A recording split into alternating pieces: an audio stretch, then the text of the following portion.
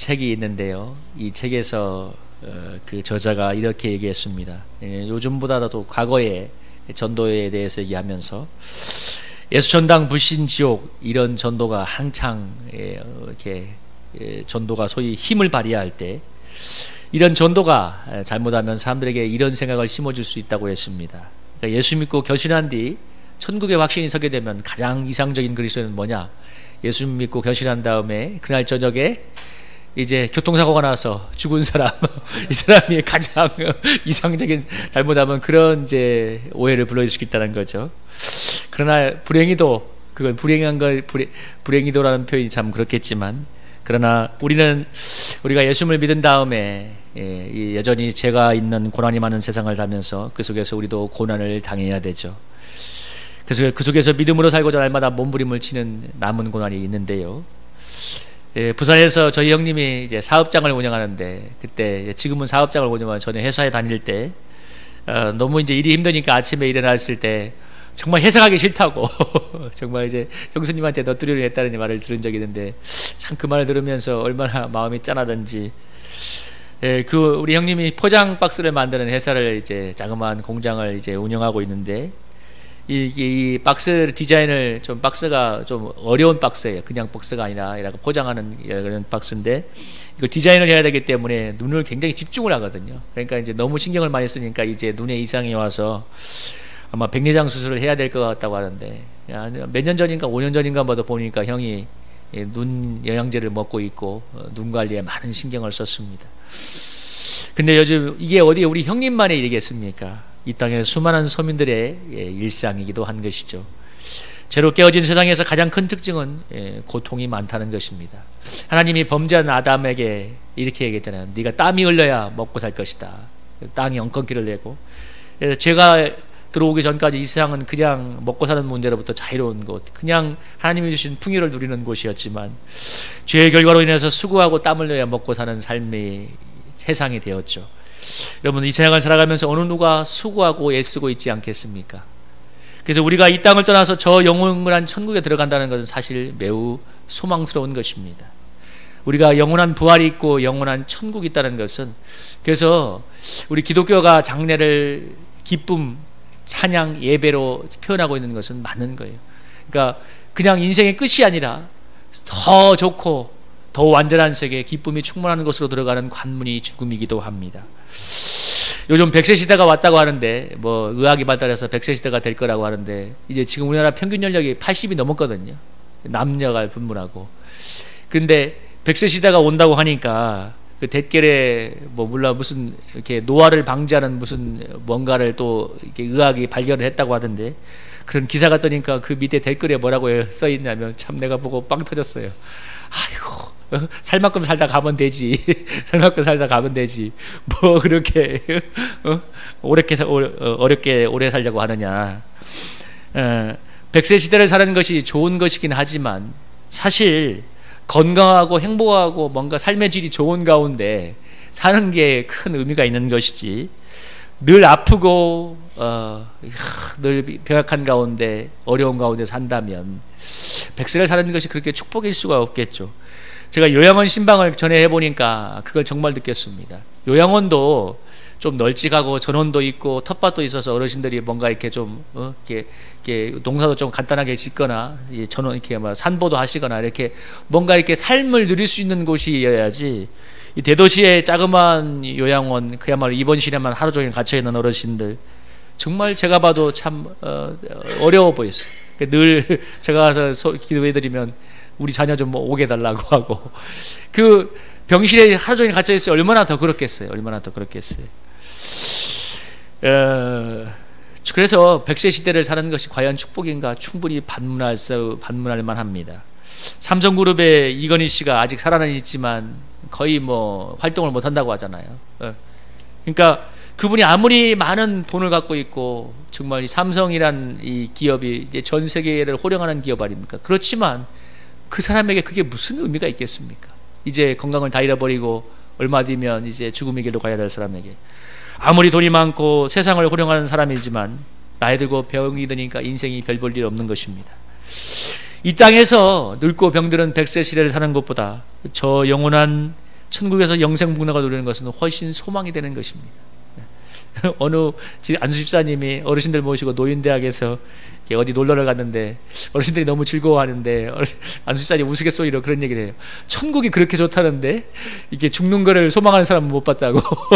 어떻게든 우리 3대 거짓말 있잖아요. 뭐 미치고 판다는 거, 처녀가 시집 안 간다는 말, 그 다음에 어르신들이 빨리 죽겠다는 말, 이게 3대 거짓말인데 못 들어보셨나요? 처음 들어보는 것처럼 이게 3대 거짓말입니다.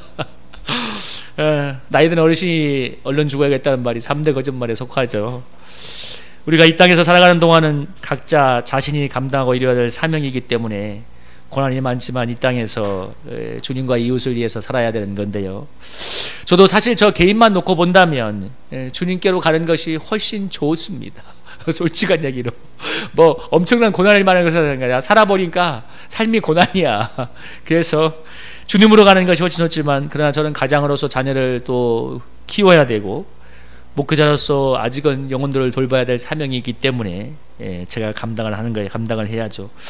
자녀야 당연히 제가 부양을 해야 되지만, 우리 교회 성도들은 사실 우리 성일교회 성도들, 제가 오늘 예배를 인도하면서 그런 마음이 들었습니다. 사실 참 개척교회처럼 작고 연약하기 때문에 무엇인가 교회로부터 누리고 받는 것보다는 치워야 될 게 많고 섬겨야 될 게 훨씬 더 많은 교회인데, 하나님의 섭리 속에서 이분들이 여기에 와 있다는 게 참 너무나 감사가 되었는데요.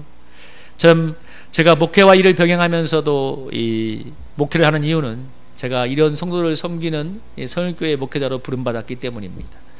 여러분, 교회가 어렵다고 목회자가 교회를 등진다면, 교회가 어렵다고 목회자가 교회를 등진다면, 여러분 거꾸로 말하면 어느 누가 교회를 세우고 섬기겠습니까? 그렇게 할 때 함께 성도들이 어려운 자리에서도 교회를 세우고 하나님 나라를 세우러 가는 거죠. 그래서 주님이 부르신 교회가 어려워도 감당을 하는 것인데요. 오늘 바울이 그런 말을 하고 있습니다. 23절에 뭐라고 했어요?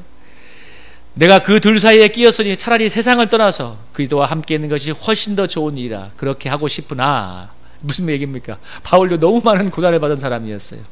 40에 하나 감암매를 5번 맞았다고 했어요. 태장으로. 근데 그 사람이 그러니까 아무리 주의를 위해서 택함받은 사람이지만 너무 많은 고난을 받는데 지금도 감옥에 있지 않습니까? 60이 넘은 나이에. 내가 차라리 세상을 떠나서 주님과 함께 있는 것이 훨씬 좋은 일이라 그렇게 하고 싶지만, 내가 육신으로 있는 것이 너희를 위하여 더 유익하리라. 내가 육신으로 있는 것이 너희를 위해 더 유익하기 때문에 이 땅 가운데 하나님께서 아직은 내가 육신으로 살게 하신다고 얘기하고 있습니다. 바울이 이 세상을 떠나서 주님과 함께 있고 싶지만, 그러나 육신에 머물러 사는 것은, 육신으로 하나님께서 계속 바울을 살게 하시는 이유는 그것이 양들에게 유익하기 때문이었습니다. 바울이 수많은 고난을 받으면서도 믿음을 지키고 주 앞에서 믿음의 선한 싸움을 싸우는 그것이 당시 양들에게 얼마나 엄청난 영향을 미쳤는지 모릅니다. 이 초대교회, 특별히 유대사의 노마 사회라든지 이런 초대교회 시대에는 예수 믿는 것은 굉장한 고난을 담보하는 것이었거든요. 많은 경우에 사회에서 쫓겨나고, 정통 유대 사회에서는 그야말로 출교를 해서 사회적으로 매장이 되고 재산도 뺏기고 순교도 하고 많은 고난을 감수해야 되는 것이 이것이었습니다. 또 에베소라든지 이런 교회들 보면 이 상인들 같은 경우에 길드라고 해서 연합체가 있기 때문에 거기서 늘 우상 숭배를 하거든요. 우리가 굿하는 것처럼.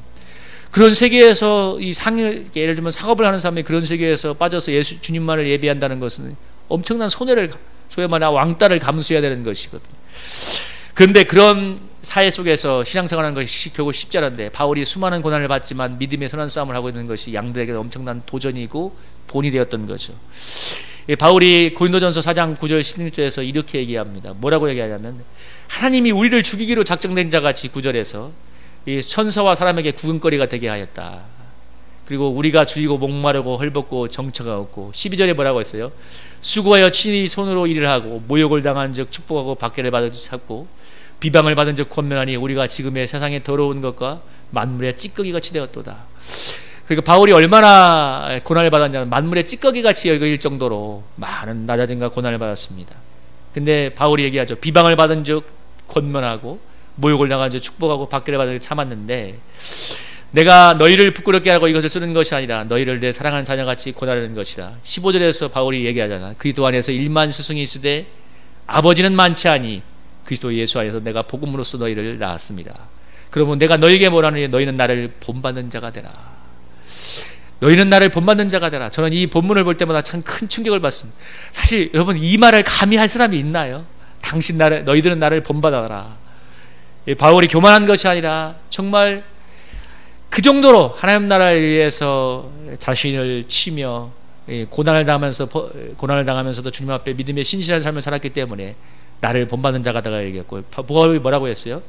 1만 스승이 있지만 아버지는 많지 않으니 그리스도 예수에서 내가 복음으로 너희를 낳았다고 얘기합니다. 성경에서 표현이 다 이유가 있어요. 1만 스승이 있지만 아버지는 많지 않다고 합니다. 여러분 누가 자녀를 키우나요? 박사가 자녀를 키웁니까? 부자가 자녀를 키웁니까? 아니요. 부모가 자녀를 키워요. 아무리 어려워도 부모가 자녀를 키웁니다. 누가 키우냐? 부모가 자녀를. 마찬가지입니다. 여러분 영적인 세계에서 누가 그 영혼들을 세우고 누가 영혼들을 키워갈 수 있는가? 영적인 아비 본이 되는 사람이거든요. 여러분 신앙은 결국은 모든 교육이 마찬가지지만 보고 배우는 것입니다. 여러분 그렇잖아요. 우리 이현철 집사님도 얘기를 하더라고요. 이렇게 티칭을 할 때 부모는 애가 공부하고 있는데 늘 TV 보고 있으면서 그런 집안에 공부 잘하는 애를 못 봤다고 이현철 집사님이 얘기를 했어요. 말이 되는 거예요. 그냥 현장에서 증명된 얘기예요. 부모는 내 TV 보고 있는데 애 보고 공부하라면 말이 되겠어요. 여러분 신앙도 마찬가지인 거예요. 성경 지식도 필요하고, 아까 사도 바울이 얘기했죠. 1만 스승이 있지만 여러분 얼마나 좋은 설교 많고 얼마나 좋은 성경 공부 많고 프로그램이 많습니까? 그러나 1만 스승이 있고 좋은 말 하는 사람들은 너무 많아요. 여러분 서점가에 가보세요. 유튜브를 한번 보세요. 얼마나 말을 잘하고 얼마나 좋은 지식과 화려한 이 언변이 있는 사람들이 많은지. 근데 그러나 정말 영적인 아비가 될 만한 사람, 세상을 떠나서도 정말 본이 될 만한 사람 많지 않습니다. 성경 지식도 필요하지만 사실 신앙은 보고 배우면서 크는 것입니다. 그래서 기도를 많이 하는 목사님이 있는 곳은 성도들이 저절로 기도를 많이 해요. 선교를 많이 하는 곳은 선교를 많이 하게 되어 있어요. 목사님이 사랑이 많고 섬김이 많으면 그 교회는 사랑이 많고 섬김이 많아요. 그냥 보고 따라가는 거예요. 결국 본대로 신앙이 따라가는 건데, 바울이 그런 면에서 양들이 배우고 따를 만한 모델이었죠. 여러분 뭐라고 합니까? 수고하여 친히 손으로 일을 하며 12절에 모욕을 당한 적 축복하고 박해를 받은 적 참고 비방을 받은 적 권면하고.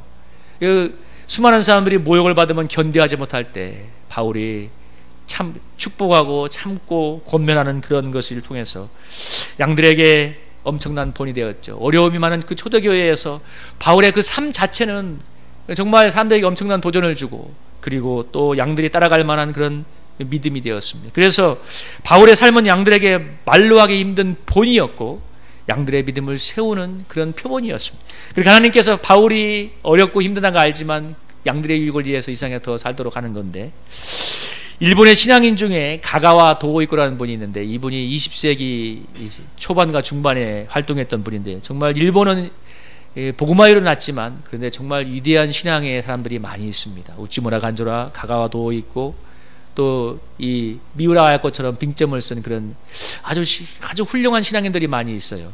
그 복음화율은 작지만.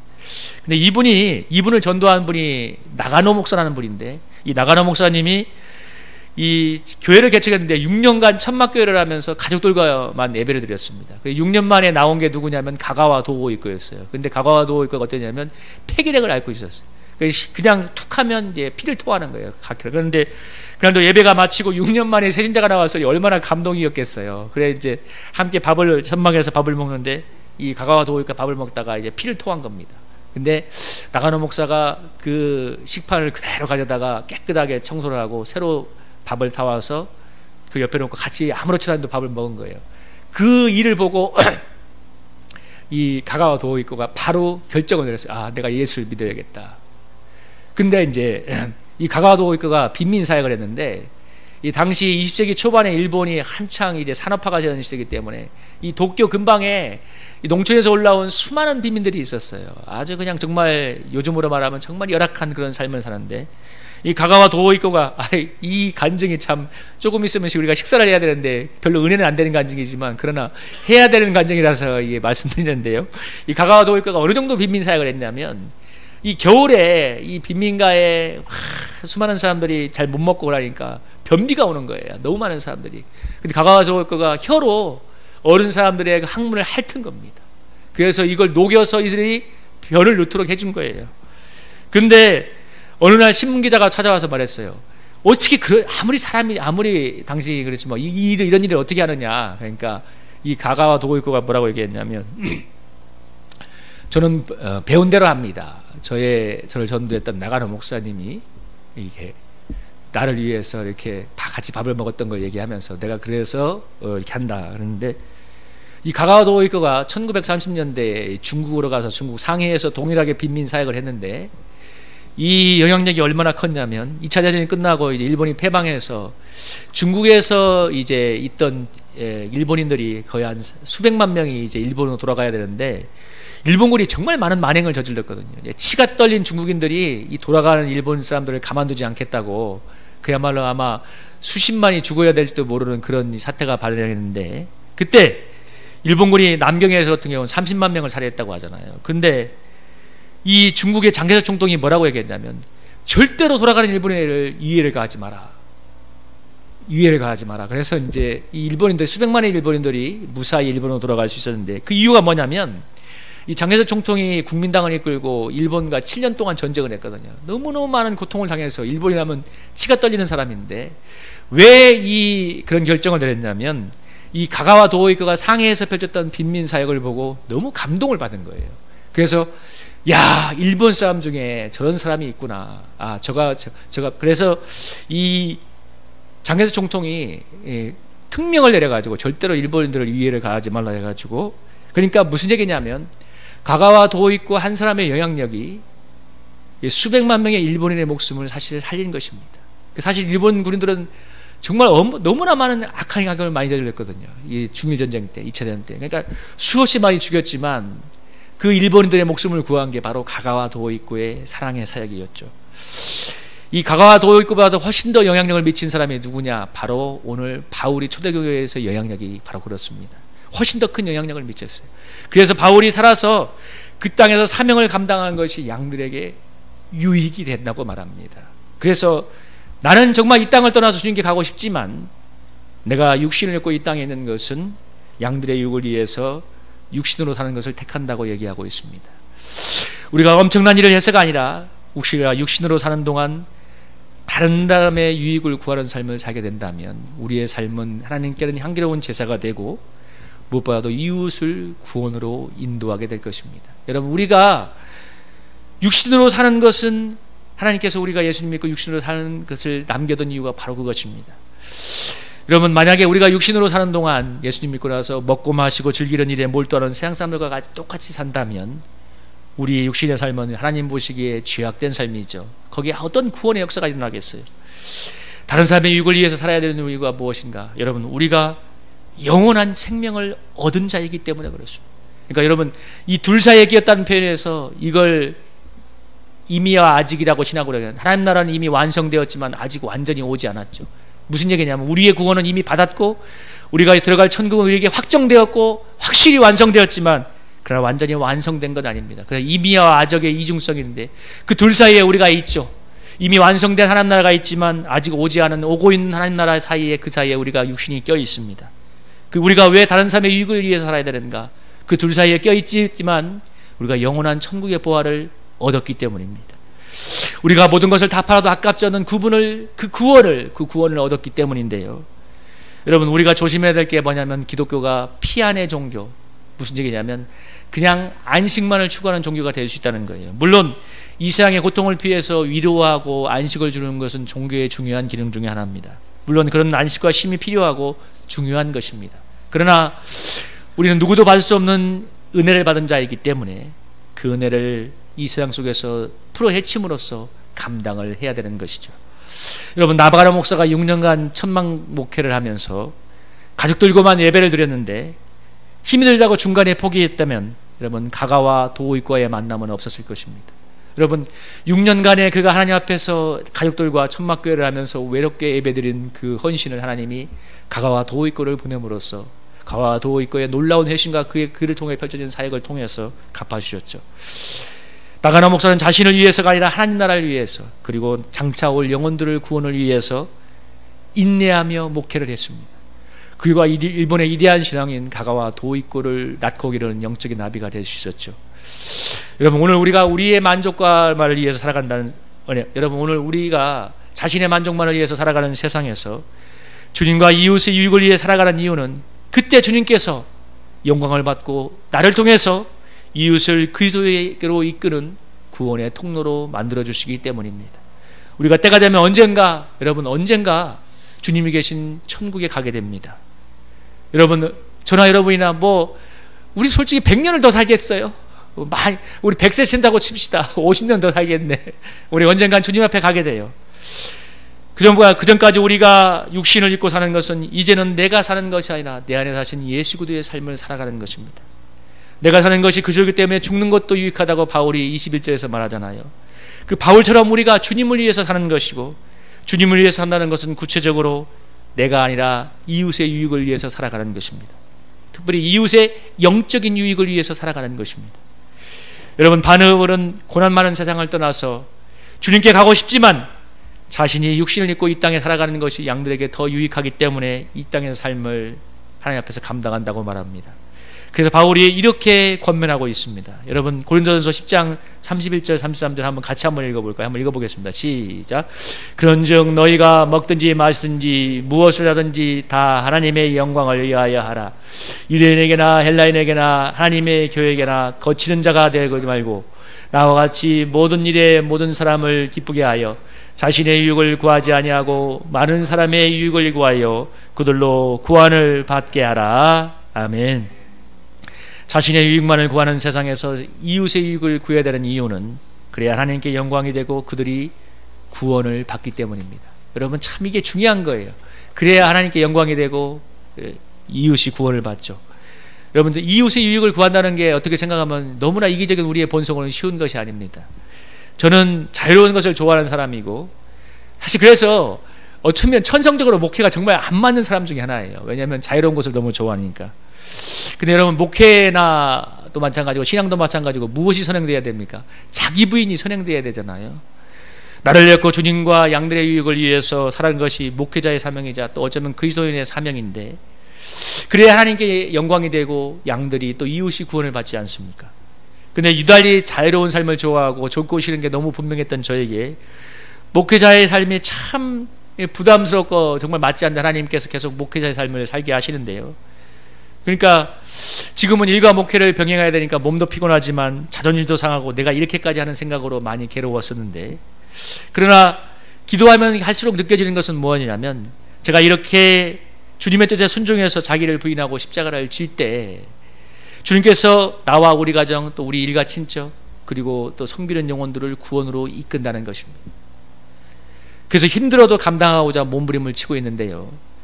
여러분, 거침없이 말을 하던, 제가 정말 거침없이 말하는 사람이거든요. 그냥 거침없이 말하는 사람인데, 제가 이제 내가 이 말을 하게 된다면, 이 행동을 하게 된다면 상대방에게 어떤 영향을 줄까 생각하게 된다는 것, 그래서 저도 모르게 조심하고 배려하게 되는 것, 여러분, 그게 얼마나 좋은 것입니까?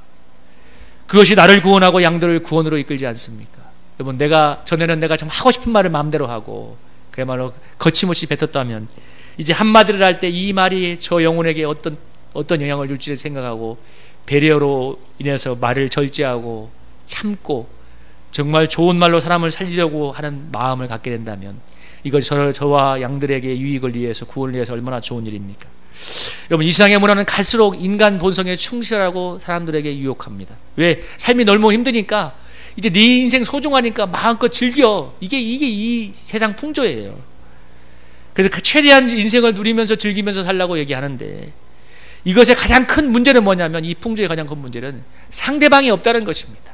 자기의 삶은 있는데 당신은 없어요.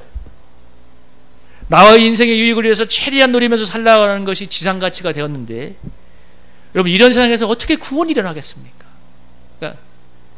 그러니까 약육강식과 무한경쟁, 약자는 계속 당하고 강자는 계속 누리는 악한 사회가 되는 거죠.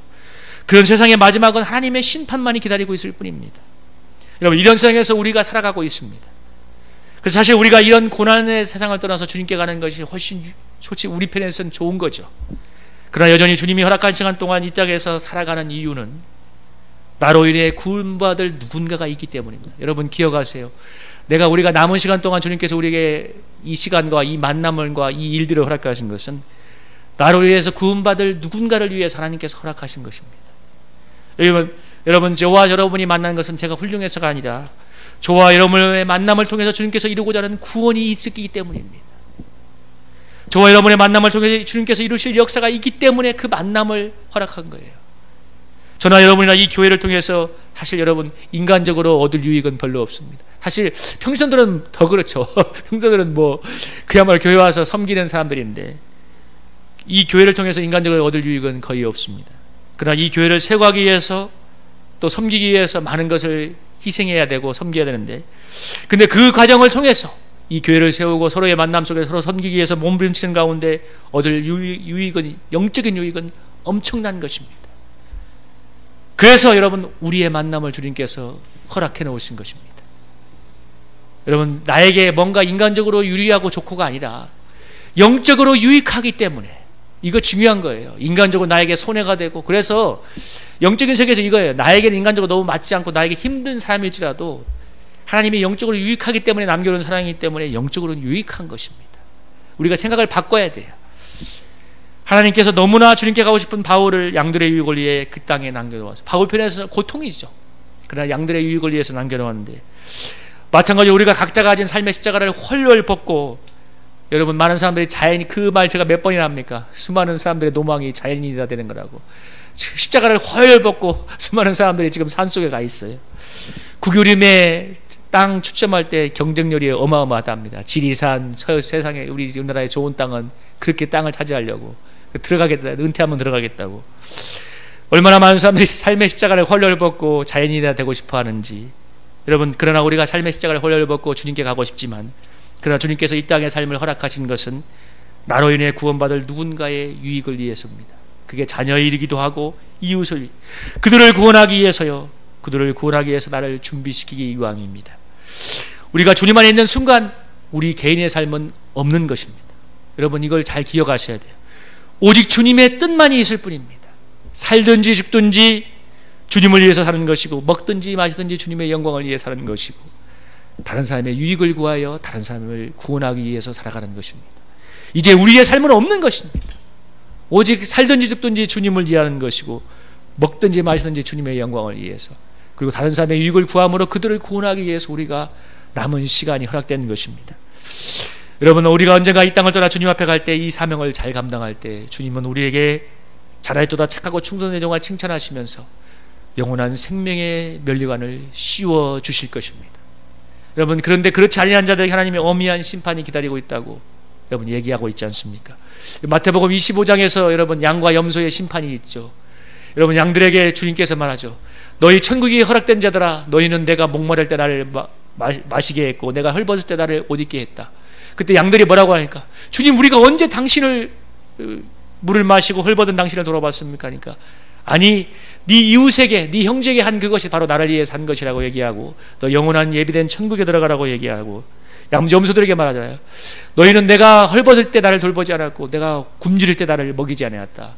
주님 우리가 언제 그랬습니까? 하니까 이 주님께서 말씀하시기를, 네 형제에게, 굶주리는 형제에게 하지 않은 것이 바로 나를 향해서 하지 않은 것이다 하면서 영원한 지옥의 불로 가라고 얘기하는데, 여러분 우리가 언젠가 주님 앞에 갔을 때, 주님 앞에 섰을 때, 심판대 앞에 섰을 때, 잘하였도다 착하고 충성된 종아, 네가 영원한 생명의 면류관을 쓰거라 하는 주님의 은혜를 받는 저와 여러분이 되기를 주님의 이름으로 축복합니다. 우리 이 찬양하고 우리 한번 간절히 기도하기 원합니다. 우리 찬양합니다. 날 대속하신 예수께.